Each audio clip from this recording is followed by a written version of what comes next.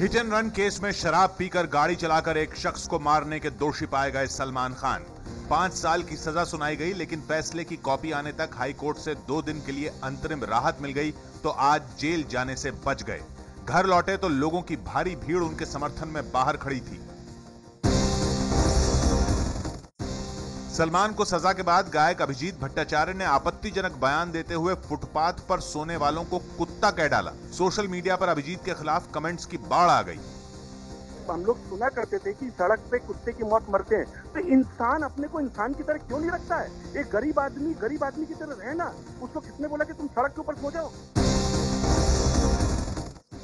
मोदी सरकार पर पहली बार लोकसभा में बड़ा हमला बोलते हुए पारदर्शिता के वादे पर यू टर्न लेने का आरोप लगाते हुए सोनिया गांधी ने कहा कि सीआईसी, सीवीसी और लोकपाल जैसे अहम पदों को खाली रखना जनता के लोकतांत्रिक अधिकारों पर हमला है। सोनिया ने आरोप लगाया कि मोदी सरकार कुछ खास लोगों के लिए ही काम कर रही है।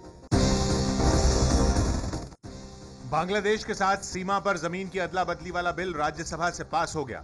असम को शामिल करने के लिए मुख्यमंत्री तरुण गोगोई ने पीएम मोदी का शुक्रिया अदा किया। अब संबंधित राज्य सरकारों की मंजूरी के बाद दोनों देशों के बीच सीमा का निर्धारण हो सकेगा। अगले हफ्ते की प्रधानमंत्री की चीन यात्रा से पहले चीन की सरकार का आज बड़ा बयान आया कि चीन सरकार पीएम मोदी की यात्रा में सीमा विवाद सुलझाने पर और प्रगति की कोशिश करेगी। कांग्रेस के वॉकआउट के बावजूद देश भर में एक टैक्स व्यवस्था लाने वाले गुड्स एंड सर्विसेज टैक्स का बिल लोकसभा से तो पास हो गया, लेकिन सरकार के सामने अब राज्यसभा से इसे पास करवाने की बड़ी चुनौती है। विदेशी संस्थागत निवेशकों की भारी बिकवाली से शेयर बाजार आज धड़ाम गिरा और इस साल के सबसे निचले स्तर पर आ गया। बीएसई का सेंसेक्स 723 अंक की बड़ी गिरावट के साथ 26,717 पर बंद हुआ, तो एनएसई का निफ्टी 228 अंक लुढ़ककर 8,097 पर बंद हुआ। डॉलर देश से बाहर जाने के सिलसिले से रुपया लगातार चौथे दिन गिरते हुए 63 रुपए 50 पैसे के स्तर को भी पार कर गया। आज रुपया 10 पैसे गिरा और $1 63 रुपए 54 पैसे का हो गया।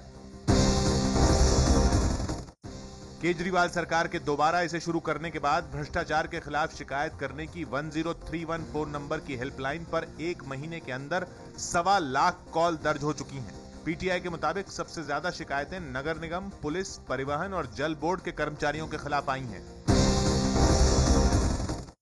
कल होने वाले आम चुनाव से पहले आज ब्रिटेन में प्रचार के आखिरी दिन कंजर्वेटिव पार्टी नेता और मौजूदा प्रधानमंत्री डेविड कैमरन और विपक्षी लेबर पार्टी के एड मिलिबेंट समेत सभी प्रमुख नेताओं ने अपनी पूरी ताकत झोंक दी। दोनों पार्टियों में कांटे की टक्कर मानी जा रही है और सत्ता की चाबी छोटी पार्टियों के हाथ रहने का अनुमान है। भारतीय मूल के लोगों के वोट निर्णायक हो सकते हैं।